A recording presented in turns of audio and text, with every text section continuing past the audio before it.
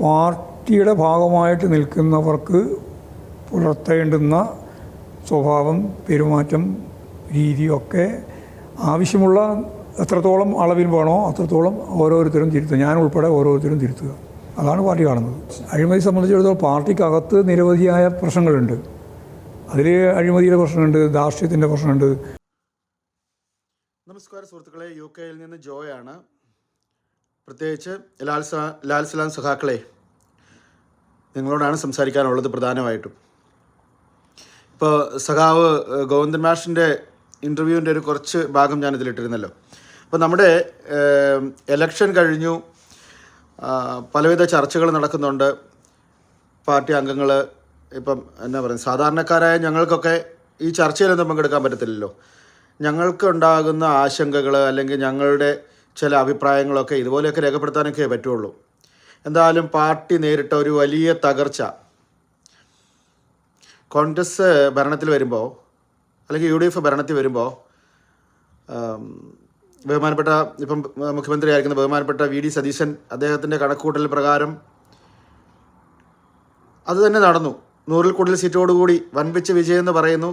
അത് മാത്രമല്ല, കോൺഗ്രസിൻ്റെ സ്ഥാനാർത്ഥികളെല്ലാവരും ഭീമമായ ഒരു ഭൂരിപക്ഷത്തിൽ ജയിക്കുകയും ചെയ്തു. അപ്പോൾ ഇദ്ദേഹത്തിൻ്റെയൊക്കെ കണക്കുകൂട്ടലുകൾ എവിടെ നിന്ന് വന്നു?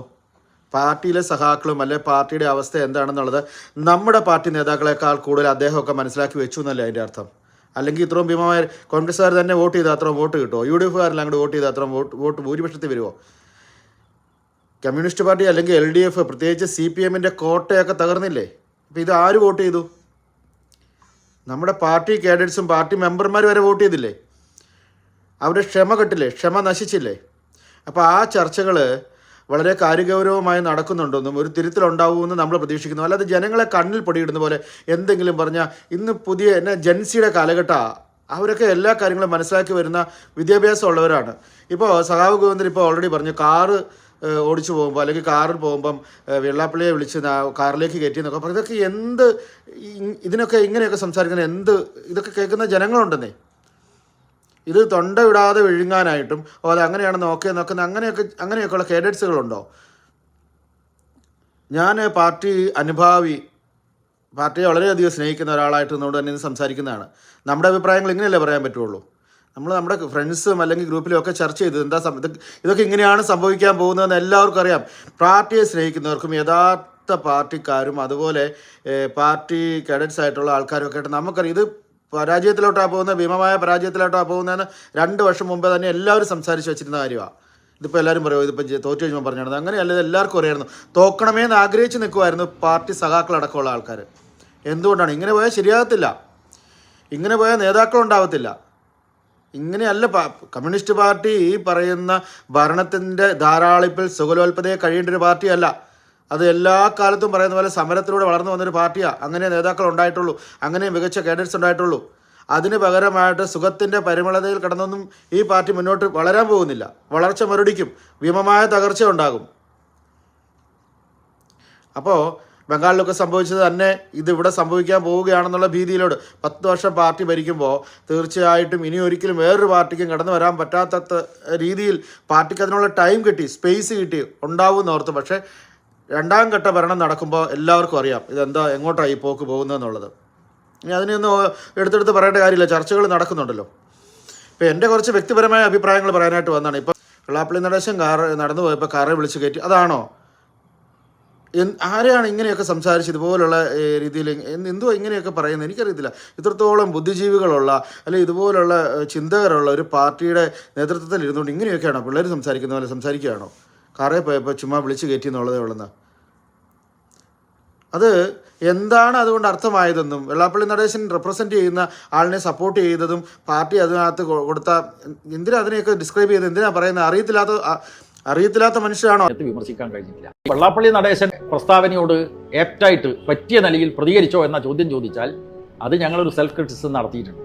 അത് ഞങ്ങൾക്ക് നല്ല നിലക്ക് വിമർശിക്കേണ്ട സമയത്ത് വിമർശിക്കാൻ കഴിഞ്ഞിട്ടില്ല. വെള്ളാപ്പള്ളി നടേശൻ ഇനിയിപ്പോൾ നേതാക്കൾക്കെതിരെ എന്ന് പറയുമ്പോൾ ഇപ്പം ഞാൻ കണ്ട ഒരു കാര്യമാണ്, സഖാവ് പിണറായി വിജയനെതിരെ, അതുപോലെ ഈ പറയുന്ന ഗോവിന്ദൻ മാഷർക്കെതിരെ, അതുപോലെ നേതാക്കൾക്കെതിരെ ഇവരുടെ ഭാഗത്ത് വലിയ കുഴപ്പങ്ങളുള്ളത് അവർ തന്നെ സമ്മതിക്കുന്നുണ്ടല്ലോ. ധാർഷ്ട്യം അടക്കമുള്ള കാര്യങ്ങളുണ്ടായി, പല വിഷയങ്ങളുണ്ടായി. അതുപോലെ ഏറ്റവും വലിയ അത്ഭുതമാണ് വ്യക്തിപൂജ. എന്തൊക്കെയായിരുന്നു നടന്നത്. അന്നൊക്കെ ഞങ്ങളൊക്കെ ഇങ്ങനെ ഓർക്കും, ഇത് എന്തോ അതും ഈ പാട്ടിൽ ആരുമില്ലേ ചോദിക്കാനും പറയാനും. പോസ്റ്റർ അടിച്ച് നാട് മുഴുവൻ വെച്ചത് മാത്രമല്ല, സഖാവ് VS-ൻ്റെ പോസ്റ്റർ വെച്ചപ്പം പറഞ്ഞില്ലേ പറ്റത്തില്ലെന്ന് പറഞ്ഞില്ലേ. സഖാവ് ജയരാജൻ്റെ പേരിൽ പാട്ടിറങ്ങിയപ്പോൾ എന്നാ ആ പാട്ടെടുത്ത് മാറ്റി ജയരാജൻ്റെ കാര്യങ്ങൾ എന്തൊക്കെയാണ് ജയരാജന് നേരെ നടന്നത്, സഖാവ് ജയരാജന് നേരെ നടന്നത്. അപ്പോൾ അങ്ങനെയുള്ള ആൾക്കാരെയൊക്കെ അരികുവൽക്കരിച്ചിട്ട് എന്താ നടന്നുകൊണ്ടിരിക്കുന്നത്? ഇതൊക്കെ ആരും കാണുന്നും കേൾക്കുന്നതും ഒന്നുമില്ലല്ലോ. എന്നിട്ട് ഇപ്പോൾ ഒന്നും സംഭവിച്ചിട്ടില്ലാത്ത പോലെ അയ്യോ അവിടെ നടന്നു ഇവിടെ നടന്നു പറഞ്ഞ് നല്ല മിടുമിടുക്കരായ സഖാക്കളുള്ള ഈ പാർട്ടിക്കകത്ത് പറ്റാവുന്നവരെയൊക്കെ പല വ്യക്തി താല്പര്യത്തിൻ്റെ പേര് അരികുവൽക്കരിച്ചിട്ട് അതോടൊപ്പം തന്നെ ഞാൻ പറഞ്ഞില്ലേ എന്നെ പുകഴ്ത്തിക്കോ നിങ്ങളൊന്നും വേണ്ടെന്ന് പറയുന്ന പോലെ ഈ ഡിക്റ്റേറ്റർ മനോഭാവം കൊണ്ട് ചെയ്ത കാര്യങ്ങളൊക്കെ ജനമൊന്നും കണ്ടില്ലെന്നാണോ? കമ്മ്യൂണിസ്റ്റുകാരും പാർട്ടിക്കാരും കുത്തിയിട്ടാന്നേ കോൺഗ്രസ് എന്ന് ഭരിക്കുന്നത് അത്രയും ഭൂരിപക്ഷത്തിൽ അല്ലേ? ആർക്കാ ധാർഷ്ട്യം ഇല്ലാതിരുന്നത്? മുകളിൽ നിന്ന് താഴോട്ട് വന്നാൽ എല്ലാത്തിനും ധാർഷ്ട്യമായിരുന്നു. ഞങ്ങൾ സങ്കടപ്പെട്ട് നിൽക്കുക, എന്ത് ചെയ്യുമെന്ന് ഓർത്തോണ്ട്. ഇങ്ങനെയല്ലല്ലോ പാർട്ടി വരണ്ടേ. 10 വർഷം പാർട്ടി ഭരിക്കുന്നു പറഞ്ഞപ്പം ഈ ജീവിതത്തിൽ മരണത്തിന് മുമ്പ് അങ്ങനെ ഒരു കാലഘട്ടം കാണാൻ ആഗ്രഹിച്ച് കൊതിച്ചിട്ടുള്ളവരാണ് ഞങ്ങളൊക്കെ. സഖാവ് നായർ ഭരിച്ചുകൊണ്ടിരുന്നപ്പം രാജീവ് ഗാന്ധി സഹതാപ തരംഗം കൊണ്ട് അത് പോയി. സഖാവ് VS-ന് എന്നാ പറ്റിയത്? VS-ൻ്റെ 2ാം ഭരണം ആരാ കളഞ്ഞത്? കിട്ടുകയല്ലായിരുന്നോ?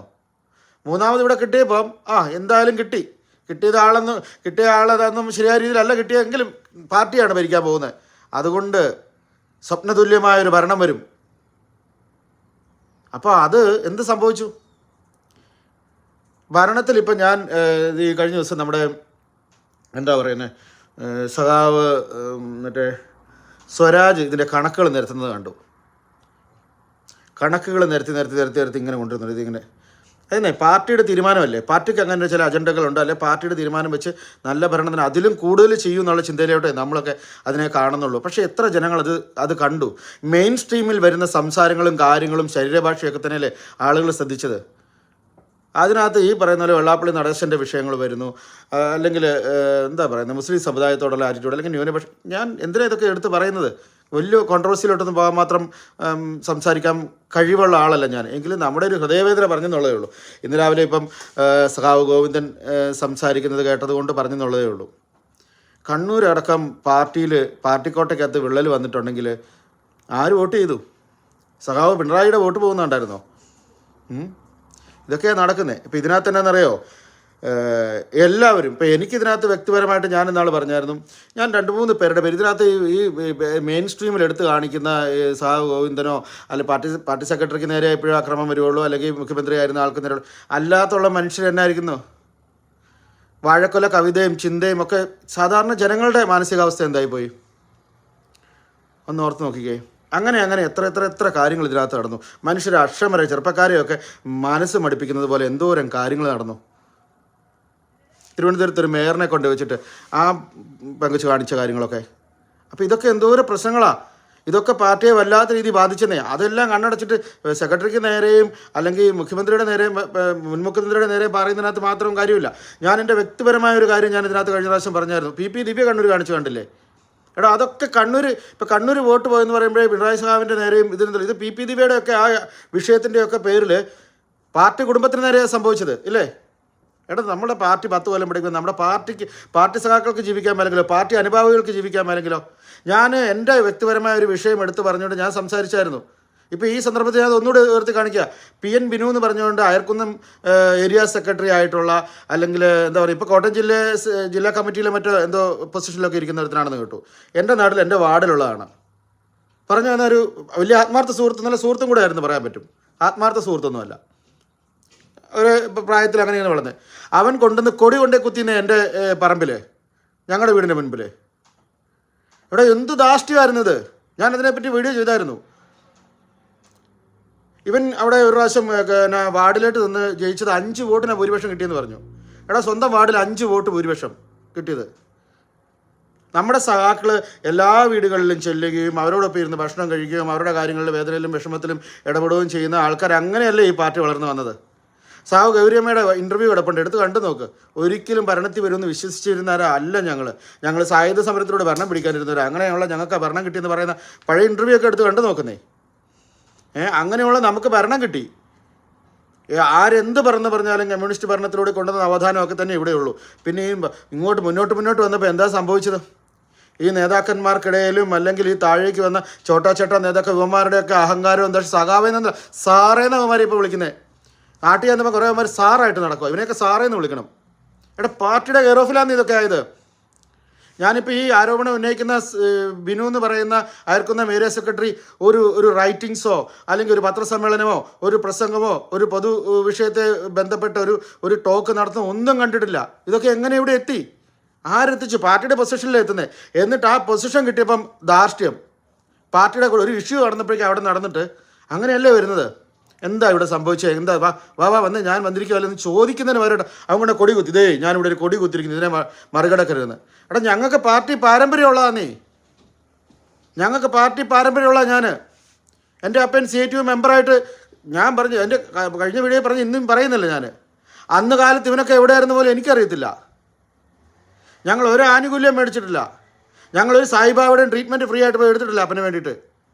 അതൊക്കെ എടുത്തവന്മാർ ഇവനൊക്കെയാ. എന്നിട്ട് ഇപ്പം വലിയ മാന്യം ചമഞ്ഞൊരു സാറായിട്ട് വന്ന് കൊടി വന്ന് ഇതൊക്കെ ബാധിച്ചെന്നേ. ഇപ്പോൾ എൻ്റെ കുടുംബം ഇവിടെ കിടങ്ങൂർ ഭാഗത്ത് ഞങ്ങളുടെ കുടുംബങ്ങൾ എത്ര പേരുണ്ട്, എത്ര പേര് ഞാൻ എന്നെ വിളിച്ച് ചോദിച്ചു. അത് ഇലക്ഷനെ ബാധിച്ചിട്ടില്ലെന്ന് നിങ്ങൾക്ക് പറയാൻ പറ്റുമോ? ഒരു 5 വോട്ടാണ്, 5 വോട്ട് മറിഞ്ഞില്ലേ? സഖാവ് വാസവൻ ഏറ്റുമാനൊന്ന് മത്സരിച്ചപ്പം ഈ PN ബിനു സഖാവ് വാസവൻ്റെ കൂടെ നടന്ന ആൾ ഇതെല്ലാം ഇങ്ങനെയൊക്കെ എത്തിയത് ഞാൻ അറിഞ്ഞത് അങ്ങനെയാണ്. എത്ര വോട്ട് പിടിച്ചു? പേഴ്സണലായിട്ട് നിന്നാൽ എനിക്ക് ഇത്ര വോട്ടെന്ന് പറയാൻ പറ്റുന്നൊരു കപ്പാസിറ്റി ഉള്ളവനാണ് ഇവനൊക്കെ, ആണോ? അപ്പം ഞാൻ പറഞ്ഞെന്നറിയോ, ഈ സൈഡിൽ നിന്നേ തുടങ്ങണ്ടേ ഇത്. ഇവന്മാർക്കൊക്കെ പൊസിഷൻ കിട്ടുമ്പോൾ ഇവന്മാർ കയറിയിരിക്കുക ബാങ്കിൻ്റെ തലപ്പത്തിരുന്ന് അങ്ങോട്ട് വാ, അല്ലെങ്കിൽ പഞ്ചായത്തിൻ്റെ പ്രസിഡൻ്റായിട്ട് ഇങ്ങോട്ട് വാന്ന് വേണ്ടി നിൽക്കുക. എടാ ജനസേവകരല്ലേടാ, ജനസേവകരല്ലേ. ഇനി മറ്റേത് പാർട്ടിയും അങ്ങനെ കാണിച്ചോട്ടെ. കമ്മ്യൂണിസ്റ്റ് പാർട്ടിയിൽ നേതാക്കന്മാർ ജനസേവകർ തന്നെയല്ലേ. നമ്മൾ അങ്ങനെയല്ലേ ചിന്തിച്ചിട്ടുള്ളൂ, അങ്ങനെയല്ലേ ഈ പാർട്ടി വന്നിട്ടുള്ളത്. ഞാൻ ഉഴൂർ കോളേജിൽ SFI യൂണിറ്റ് ഞാനിപ്പോൾ അന്നത്തെ കാലമാണ് പറഞ്ഞത്. അപ്പോൾ ഇതൊക്കെ ഞങ്ങളൊക്കെ പിന്നീട് ജീവിതത്തിൻ്റെ ഭാഗമായിട്ട് പോയാലും ഞങ്ങൾ ഇന്നും ഇപ്പം ബഹുമാനപ്പെട്ട VD സതീശൻ ഇപ്പം മുഖ്യമന്ത്രിയായിട്ട് ഭരിക്കുന്നത് നമ്മുടെ മുഖ്യമന്ത്രിയത്, കോൺഗ്രസിൻ്റെ മുഖ്യമന്ത്രി എന്ന് ഇപ്പോൾ പറയാൻ പറ്റുന്നത് നമ്മുടെ മുഖ്യമന്ത്രി. നമ്മൾ അദ്ദേഹത്തെ വളരെ കൗതുകത്തോടു കൂടി കാണുവാണ്. എന്താണ് ചെയ്യുന്നത്, പുതിയ ഇംപ്ലിമെൻറ്റേഷൻ എന്താണ്, എന്തെടുത്തിട്ട് നമ്മൾ അദ്ദേഹത്തിന് ഒരു ആരോപണം കൊണ്ടുവരും. നമ്മുടെ എതിർ പാർട്ടിയിലുള്ള മുഖ്യമന്ത്രി വന്നിരിക്കുന്നു, നമുക്ക് അദ്ദേഹത്തിൻ്റെ വീഴ്ചകൾ കാണിക്കണം, തുറന്ന് കാണിക്കണം, ഗവൺമെൻറ്റിൻ്റെ പ്രശ്നങ്ങൾ എന്തെടുത്ത് കാണിക്കും. പണ്ട് ശ്രീനിവാസ പോലെ എന്തെടുത്ത് കള്ളക്കടത്ത് നടത്തുമെന്ന് ചോദിച്ച പോലെ എന്ത് പറഞ്ഞ് സമരം കൊണ്ട് അങ്ങോട്ട് ചെല്ലും, നമ്മുടെ തിരുവനന്തപുരത്തോട്ട് ചെല്ലും, എന്ത് പറഞ്ഞ് വിദ്യാർത്ഥികൾ സമരം ചെയ്യും. പിന്നെ ചുമ്മാ നൊണേഷനും അതും ഇതൊക്കെ പറഞ്ഞിട്ട് കാര്യമുണ്ടോ? ആൾക്കാർ ബോധത്തിൽ ഭരിക്കുന്നേ. അണ്ട് എല്ലാവരുടെ അടുത്തോട്ട് ഇറങ്ങി ചെല്ലുന്നു. മുഖ്യമന്ത്രി ഇറങ്ങി ചെല്ലുന്നു, പിള്ളേരുടെ കൈ പിടിക്കുന്നു, അമ്മമാരെ കെട്ടിപ്പിടിക്കുന്നു, അത് ചെയ്യുന്നു. ഇത് അങ്ങനെയുള്ളിടത്ത് ഇങ്ങനെ ധാർഷ്ട്യം കൊണ്ട് നിൽക്കുന്നത്. 85 വയസ്സുള്ള 75 വയസ്സുള്ള എൻ്റെ അപ്പനും അമ്മയും മാത്രമുള്ള വീട്ടിൻ്റെ മുന്നേ കൊണ്ടേ കൊടി കുത്തിയിരിക്കുന്നു Ayarkunnam area secretary PN Binu. ഇവൻ എന്ത് യോഗ്യതയാണ് ഉള്ളത്? ഇവൻ എന്ത് രീതിയിലാണ് അവൻ അവിടെ എത്തിയത്? അല്ലെങ്കിൽ എത്ര ജനങ്ങൾക്ക്, അല്ലെങ്കിൽ ആ വാർഡിലെ പോലും എത്ര വീടുകളിൽ കയറി ഇറങ്ങിയിട്ടുണ്ട്, എത്ര പേരെ അറിയാം, എത്ര ആളുകൂടെ സ്നേഹപൂർവ്വം പെരുമാറുന്നുണ്ട്. അപ്പോൾ ഒതുക്കത്തിൽ തപ്പിപ്പിടിച്ച് അങ്ങ് കയറി പോവുക, പൊസിഷനിലെത്തി കഴിഞ്ഞാൽ ഞങ്ങളാണ് തീരുമാനിക്കുന്നത്, നിങ്ങളല്ല തീരുമാനിക്കുന്നത്. അത് പണ്ട് MN വിജയൻ മാഷ് പറഞ്ഞില്ലേ, പാർട്ടിയെ ഉണ്ടാവുള്ളൂ ജനങ്ങളുണ്ടാവില്ല എന്ന് പറഞ്ഞില്ലേ? അതല്ലേ ഇപ്പോൾ സംഭവിച്ചത്. പാർട്ടി കിടപ്പുണ്ടല്ലോ അല്ലേ, ജനങ്ങളില്ല കൂടെ. ഞാനിപ്പോഴും പറയാം, നേതാക്കന്മാരെ ചൂണ്ടി നിന്നുകൊണ്ട് ഈ വർത്തമാനം പറയുമ്പോൾ ഈ പറയുന്ന പാർട്ടി സെക്രട്ടറി ഗോവിന്ദൻ മാഷ്, സഹാവ് പിണറായി, ഇവർക്കൊക്കെ നേരെ ഭയങ്കരമായ അറ്റാക്കുകൾ നടന്നുകൊണ്ടിരിക്കുന്ന സമയത്ത് ഞാൻ പറയുന്നു, ഈ പറയുന്ന താഴേക്കടയിൽ എന്ത് സംഭവിച്ചെന്ന് ഒന്ന് ചിന്തിച്ച് നോക്കുക. എത്ര സഖാക്കൾ എത്ര വീടുകളിൽ പോവുകയും സംസാരിക്കുകയും അവരുമായിട്ട് ഇടപഴകുകയും അവിടെ എന്തെങ്കിലും പ്രശ്നമുണ്ടോ, വിഷയമുണ്ടോ, അതുണ്ടോ ഇതുണ്ടോ, എന്തെങ്കിലും രീതിയിൽ അങ്ങനെ ആയിരുന്നല്ലോ ഈ പാർട്ടിക്കകത്ത് വലിയ ഭയങ്കര ആൾക്കാരായിരുന്നോ. ഇവൻ്റെയൊക്കെ നടപ്പും കാര്യം ഗർഭം ശരീരഭാഷയൊക്കെ കാണണം. എടാ പാർട്ടിക്കാർക്ക് ആർക്കും ഓടിച്ചെന്ന് കെട്ടിപ്പിടിക്കാൻ, സാവേന്ന് വിളിച്ച് കെട്ടിപ്പിടിക്കാവുന്ന, സംസാരിക്കാവുന്ന രീതിയിൽ നിൽക്കുന്ന പാർട്ടിയുടെ ആൾക്കാരായിരുന്നു, മെമ്പർമാരായിരുന്നു. അവർ നിൽക്കുന്നിടത്താണ് ഇവനൊക്കെ എന്തിനാ പാർട്ടി വന്നതെന്നറിയോ? ഞാൻ ഇന്നാളും പറഞ്ഞില്ലേ, ഞാൻ ബാങ്കിൽ ചെന്നപ്പോൾ ഇദ്ദേഹത്തിൻ്റെ ഭാര്യ ബാങ്കിൽ ജോലി ചെയ്യുന്നുണ്ട്. അപ്പോൾ ഇതൊക്കെ അതിൻ്റെ കാര്യങ്ങൾ. പാർട്ടിയിൽ എന്തിനാ ചേർന്ന? അവരവരുടെ കാര്യത്തിന് ചേർന്നിരിക്കുക. അവരവരുടെ ചില സൗകര്യങ്ങൾക്ക് വേണ്ടിയിട്ടും അവനവൻ്റെ നേട്ടത്തിന് വേണ്ടി അവനവൻ്റെ ജീവിതം ഉണ്ടാക്കാനായിട്ട് ഇവനൊക്കെ പാർട്ടി വന്നിരിക്കുന്നത്, അല്ലാതെ ഒന്നുമല്ല. പിന്നെ മറ്റുള്ളവരോട് വൈരാഗ്യം കാണിക്കുന്നു. ഞങ്ങളുടെ ഒരു വാർഡിൽ എല്ലാവരും വളരെ മതേതരത്വമായിട്ട് സമാധാനമായിട്ട് സ്നേഹമായിട്ട് കഴിയുന്ന ഒരു വാർഡിൽ അങ്ങനെ പാർട്ടി ഒന്നുമില്ല. അവിടുത്തെ BJPക്കാർ, കോൺഗ്രസ്, കമ്മ്യൂണിസ്റ്റ് എന്ന് പറഞ്ഞാൽ ആരും തമ്മിലൊരു വേർതിരിവില്ലെന്നേ. അവരെ ഇലക്ഷൻ വരുമ്പോൾ കൊടി പിടിച്ചെന്ന് പറഞ്ഞാൽ ഇപ്പം BJPയുടെ നേതാവാന്ന് പറഞ്ഞ അവിടെ ആരാ ഉള്ളത്? കുഴിയാനി കണ്ണനാണോ? കണ്ണൻ ചേട്ടാന്ന് ഞാൻ വിളിക്കുന്നത്, അല്ലെ സുധീറാണോ? BJPക്കാരാണ് അവരെയൊക്കെയാണ് നമുക്ക് പിന്നെ ദൂരെ നിൽക്കുന്ന BJP എന്ന് പറഞ്ഞ് വിളിക്കുക. അവരുടെ പൊളിറ്റിക്സാണ്. നമുക്ക് വിളിക്കാനും സംസാരിക്കാനും, കാരണം ഞങ്ങളൊക്കെ ഒരു വാർഡിലുള്ള വളരെ സ്നേഹമുള്ളതാണ്. പിന്നെ ആരാ? കോൺഗ്രസിൻ്റെ ആരാണ്? മറ്റേ കടങ്ങൂരി മെഡിക്കൽ ഷോപ്പ് കൊണ്ട് നിൽക്കുന്ന ആ പുള്ളിക്കാരനാണെന്ന് തോന്നുന്നു. അതിൽ സതീഷ് നിലയം ചേർപ്പെങ്കിൽ അത് ചേട്ടൻ അവരൊക്കെയാണോ? ഇതിൽ ആരെയാണ് നമുക്കാരും അറിയത്തില്ലാത്തത്? പാലായിൽ സാബു, ഞാൻ ചങ്ക് പോലുള്ളൊരു മനുഷ്യനാണ്. കേരള കോൺഗ്രസ് ജോസ്മാ മുണ്ടക്കന്, ഇത് ഞാൻ കമ്മ്യൂണിസ്റ്റുകാരനാണ്, ഞാനിത് ഇപ്പോഴും തുറന്ന് പറയുന്നു. ഈ പറയുന്ന ആൾക്കാർ ജോസ്മാ മുണ്ടക്കൻ്റെ അടുത്തോട്ട് എനിക്ക് പോകുന്നതിന് ആരുടെ ഒരു ഇതും വേണ്ട. എനിക്കിന്ന് സംസാരിക്കാം, എനിക്കിന്ന് സാബുവിനോട് സംസാരിക്കാം, എനിക്കത് സുധീറിനോട് സംസാരിക്കാം, കുഴാനി കണ്ണൻ ചേട്ടനോട് സംസാരിക്കാം. ഞങ്ങളൊക്കെ ഫാമിലി പോലുള്ള ആൾക്കാരാന്നേ. അതിനകത്ത് പാർട്ടിക്കാരനായ പാർട്ടിയുടെ ഒരുത്തന് ഇവിടെ കയറി നിന്നിട്ട് ഞങ്ങളുടെ മുറ്റത്ത് കൊണ്ടേ കൊടി കുത്തിയിരിക്കുന്നു. ഇതൊന്നും ഒരു ചർച്ചയില്ല, ഒന്നുമില്ല. PP ദിവ്യ വന്നിട്ട് അവിടെ കൊണ്ടുപോയി പത്തനംതിട്ടക്കാരൻ ആ പുള്ളിക്കാരൻ്റെ ഭരിച്ചിട്ട് ആ 2 പെങ്കൊച്ചുങ്ങളും ഭയങ്കര ഇലക്ഷൻ്റെ സമയത്ത് വലിയ എന്നാ പറഞ്ഞു ലോകത്തൊന്നും ഇല്ലാത്ത കഥകൾ എഴുതിയിട്ടുകൊണ്ടിരിക്കുന്നത്. ഇതിൻ്റെയൊക്കെ വെറുപ്പാന്നേ കുത്തി വോട്ടായിട്ട് വീണത്. അതിന് സഖാവ് പിണറായിയെയും സഖാവ് ഗോവിന്ദനെയും മാത്രം പറഞ്ഞിട്ട് എന്താ കാര്യം ഇരിക്കുന്നത്? ഇപ്പം ഞാൻ ഈ ഒരു ആരോപണം, ഇവൻ ഇവിടെ കൊടി കുത്തിയ കാര്യം പറഞ്ഞപ്പോഴേ ഇവനൊരു പോസ്റ്റ്, എൻ്റെ ഇപ്പോഴും ഇരിപ്പുണ്ട്, ഇവനൊരു പോസ്റ്റ് എഴുതിയിട്ടിരിക്കുക. ഈ സഖാവിനെ അറിയാവോ? ഇവൻ പണ്ട് വിസ തട്ടിപ്പ് കച്ചവടം നടത്തി കയറിപ്പോയതാണ്. ഞാനിതിവിടെ എടുത്തു വെച്ചിട്ടുണ്ട്. PN ബിനുവിനോട് ഞാൻ പറയാം, നീ എനിക്കെതിരെ പറഞ്ഞ ആ അലിഗേഷൻ ഇപ്പോഴും ഉണ്ട്. അത് ഞാൻ നിൻ്റെ അടുത്ത് വരികയും ചെയ്യും. എനിക്ക് എൻ്റേതായ കാര്യങ്ങൾ ഇവിടെ കുഞ്ഞുങ്ങളൊക്കെ ഉണ്ട്, എൻ്റെ പിള്ളേരൊക്കെ കോളേജിലൊക്കെ പഠിക്കുന്ന പിള്ളേരാണ്. അപ്പോൾ അതിൻ്റെ കാര്യത്തിൽ എനിക്ക് നാട്ടിലോട്ട് വരാൻ പറ്റിയിട്ടില്ല. പിന്നെ അതൊരു വലിയ ഇലക്ഷൻ സമയത്തൊരു വിഷയം ആക്കണ്ടെന്ന് ഓർത്തു, അത് ബാധിക്കേണ്ടെന്ന് ഓർത്തു. കാരണം ഞാൻ പറഞ്ഞില്ല, ഇത് എത്രയാന്ന് പറഞ്ഞാൽ നമ്മുടെ പാർട്ടിയാന്നേ. ഇവനൊക്കെ എവിടുന്നോ വന്നവനല്ലേ, നാളെ ഇവനൊക്കെ എങ്ങോട്ട് പോകുന്നു അറിയത്തില്ല. ഞങ്ങളൊക്കെ എല്ലാ കാലത്തും ഇതിനകത്തുണ്ട്. നീ ആരോപിച്ച ആരോപണം അത് നീ തെളിയിക്കണം, ഒരു അടിസ്ഥാനം വേണം നീ പറയുന്നതിന്. നീ എന്നാ പറയാം, ഞാൻ വിസ കച്ചവടം നടത്തിയിട്ട് പോകുന്നോ? ഇത് പബ്ലിക്കായിട്ട് UK സോഷ്യൽ വിഷയങ്ങൾ ഇടപെടുമ്പോൾ വീഡിയോ ചെയ്തുകൊണ്ടിരിക്കുന്ന ഞാനാണ്. വിസ തട്ടിപ്പുകാർക്കെതിരെ കാലങ്ങളായിട്ട് ഇവിടെ എന്നാ പറഞ്ഞ കേസ് കൊടുത്തും പ്രശ്നങ്ങൾ ഉണ്ടാക്കിക്കൊണ്ട് നിൽക്കുന്നത് എന്നെ പറ്റിയാണ്. നീ അങ്ങനെ പറഞ്ഞു നിൻ്റെ വിജയത്തിന് വേണ്ടി. നീ ഒരു ക്രെഡിബിലിറ്റി ഇല്ലാത്തല്ലേ PN ബിനു, അല്ലേ? നിൻ്റെയൊക്കെ ഒരു ഗമയും നടപ്പും നിന്നെയൊക്കെ ആണല്ലോ സാറേന്ന് വിളിക്കേണ്ടത്. ഞങ്ങളുടെ കാരണവന്മാരും ഒക്കെ ഒരുപാട് കഷ്ടപ്പെട്ടതാണ് ഈ പാർട്ടിക്ക് വേണ്ടിയിട്ട്. ഞാൻ ഒത്തിരി പറഞ്ഞത് എൻ്റെ സഖാക്കളൊക്കെ, നമ്മുടെ സഖാക്കളൊക്കെ നാട്ടിൽ കേൾക്കുന്നുണ്ടല്ലോ. എനിക്ക് പാർട്ടിക്കകത്ത് ബന്ധമുണ്ടോ ഇല്ലയോ എന്നുള്ളത് നിന്നെ ഞാൻ തെളിയിച്ചു തരാം. നീ ഭയങ്കര മിടുക്കനായിട്ട് കൊടി കൊണ്ടേ കുത്തിയതല്ലേ? നിനക്ക് മോളിൽ സഖാക്കളൊക്കെ ഉണ്ടല്ലോ. പോട്ടെ, ഞാനിത് വ്യക്തിപരമായിട്ട് ഇമോഷൻസ് ആയി പോവാം. പക്ഷെ ഞാൻ പറഞ്ഞു വന്നത് ഇത്രയേ ഉള്ളൂ കേട്ടോ. പാർട്ടിയുടെ പരാജയം ഇനിയിപ്പോൾ നമുക്കറിയത്തില്ല, നമ്മൾ എത്ര കാലം കാത്തിരിക്കുന്നത്, 5 ആണോ 10 ആണോ നമുക്കറിയത്തില്ല. പക്ഷേ ഈ പറയുന്ന പോലെ ഇല്ലാ കഥകളും പൊളിവചനങ്ങളും ആവശ്യമില്ലാത്ത കമൻസും നുണേശൻ അത് ഇതൊന്നും പറഞ്ഞൊന്നുമല്ല. നമുക്ക് ചിന്തകരുള്ള, പാർട്ടിയിൽ ചിന്തിക്കാൻ കഴിവുള്ള മിടുക്കരായ ഗഡറ്റ്സുകളുണ്ട്. അവരെയൊക്കെ അരികുവൽക്കരിക്കാത്ത സഖാവ് P ജയരാജനെയൊക്കെ കൊണ്ടിരുന്നതിന് പകരമായിട്ട് അദ്ദേഹത്തിനെയൊക്കെ കൊണ്ടുപോയി മൂലയെ കയറ്റി നിർത്തിയിട്ട് എത്ര നല്ല കാൻഡിഡേറ്റ്സ് ഉള്ള പാർട്ടിയായത്, എത്ര നല്ല മനുഷ്യരുണ്ട്. അവരെയൊക്കെ അരികുവൽക്കരിച്ച് കഴിഞ്ഞിട്ട് കുറേ നാൾ ഒപ്പനയല്ലേ എന്നാ പറയുക, തിരുവാതിരയല്ലേ കളിച്ചത് അല്ലേ? സഖാവ് പിണറായിക്ക് വേണ്ടി തിരുവാതിര കളിക്കുന്നു, നാടായ നാട് മുഴുവൻ അദ്ദേഹത്തിന് വേണ്ടി പോസ്റ്റർ ഒട്ടിക്കുന്നു. ഇതൊക്കെ ജനം കണ്ടില്ലേ? എത്ര നാളെന്ന് വെച്ച് എല്ലാവരും ക്ഷമിക്കും? ഇതൊക്കെയല്ലേ നടന്നത്? സ്വന്തം തീരുമാനവും സ്വന്തം ധാർഷ്ട്യവും തന്നെ നടത്തിയില്ലേ? പാർട്ടി സെക്രട്ടറി ആയതിനു ശേഷം ഇങ്ങോട്ട് നടന്ന കാര്യങ്ങൾ ഇപ്പം ഞാൻ എല്ലാ കാലത്തും പറയാം, MN വിജയൻ മാഷ് പണ്ടേ പറഞ്ഞിട്ട് പോയി ഇതൊക്കെ തന്നെ നടക്കാൻ പോകുന്നത്. ഇതിനൊക്കെ ഒന്ന് പാഠം ഉൾക്കൊണ്ടിരുന്നെങ്കിൽ എന്ന് ഞങ്ങളൊക്കെ ആത്മാർത്ഥം ആഗ്രഹിക്കുന്നു. ഞങ്ങളുടെ പാർട്ടി തിരിച്ചു വരണം എന്ന് ആഗ്രഹിക്കുന്നു.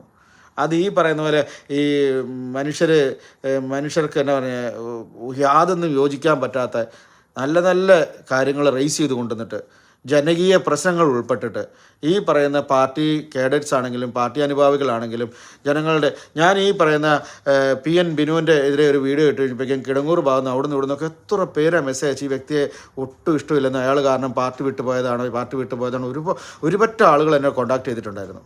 ഇങ്ങനെയുള്ളവരൊക്കെ നിന്നാൽ എങ്ങനെ നമ്മുടെ പാർട്ടി വളരും? ബലാത്സംഗ സഭകൾ ഇത്തിരി നീണ്ടുപോയി. Thank you very much. വളരെ ചെറിയൊരു കാരണം പാർട്ടിക്ക് പുറത്തും ജനങ്ങളുണ്ട് എന്നുള്ളതാണ്. അതാണ് അത് പാർട്ടി മറന്നു പോകാം ചില സമയത്ത് പാർട്ടി മറന്നുപോകുന്നൊരു കാര്യം, മറന്നുപോകാൻ പാടില്ലാത്തൊരു കാര്യം. പാർട്ടിക്ക് പുറത്തും ജനങ്ങളുണ്ട് എന്നും ജനങ്ങളുടെ ഇച്ഛയെ പ്രതിഫലിപ്പിക്കുമ്പോൾ മാത്രമേ പാർട്ടിയായി തീരുന്നുള്ളൂ എന്നും പാർട്ടി സ്വയം ഓർമ്മപ്പെടുത്തേണ്ടതാണ്. അതിപ്പോൾ ചെയ്യുന്നില്ല. ഹാവ് നോട്ട്സിൻ്റെ സംഘടനയാണ് നമ്മൾ ഇടതുപക്ഷ സംഘടന എന്ന് പറയുക. അവരുടെ കയ്യിൽ നിന്ന് ഇതുപോലൊരു കൈക്കുറ്റപ്പാടുണ്ടാകും എന്ന് നമ്മൾ സാമാന്യമായിട്ട് പ്രതീക്ഷിക്കില്ല. ഞങ്ങളിപ്പോ ഈ സംസ്ഥാനം ഭരിക്കുന്ന മുഖ്യമന്ത്രി പാർട്ടിയുടെ പൊളിറ്റ് ബ്യൂറോ മെമ്പറാ സഖാവ് പിണറായി വിജയൻ. അദ്ദേഹം പോയാൽ അയാൾക്ക് പോകാം, ഗോവിന്ദ മാഷ് പോയാൽ മൂപ്പർക്ക് പോകാം. പക്ഷെ ഞങ്ങൾക്ക് വലുത് ഈ പ്രസ്ഥാനമാണ്. എന്താണ് ചൂഷണം ഈ രാജ്യത്ത് നിലനിൽക്കുന്നുണ്ടോ അതിനെതിരെ പോരാടം ചങ്കുടി പിടിക്കാൻ എന്നീ നാട്ടിലെ ആളുകളുണ്ട്. അത് നേതാക്കന്മാരും വരും പോകും. AKG, EMSഉം EK നായനൊക്കെ നയിച്ച പ്രസ്ഥാനമാണത്. തെരഞ്ഞെടുപ്പിൽ ജയിക്കുന്ന തോൽക്കുകയല്ല കമ്മ്യൂണിസ്റ്റ് പാർട്ടി പണി. ഞങ്ങൾ വർഗ സമരത്തിൽ വിശ്വസിക്കുന്ന ആളുകൾ.